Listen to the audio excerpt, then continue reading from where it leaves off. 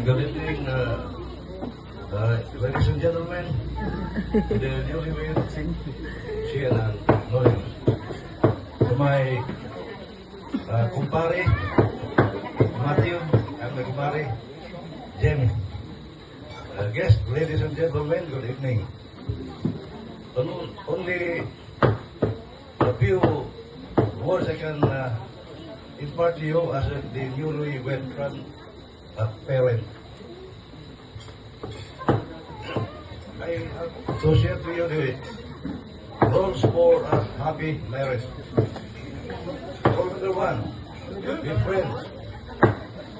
Rule number 2, kiss, hug, hold hands, share, listen, respect, be thankful, forgive, forget, never stop dating, communicate and trust, show gratitude, encourage each other, laugh together, never stay angry.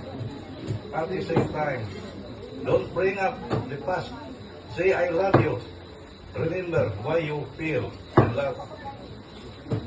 Yeah. Stay focused on each other and never cheat.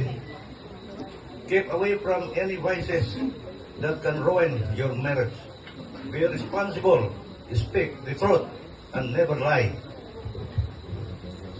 Above all, both our Holy Father in heaven, Balaan Aman, Anak.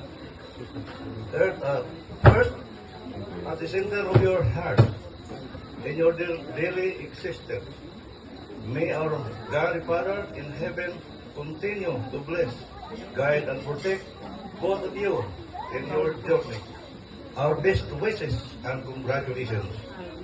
All right, so ladies and gentlemen, let's give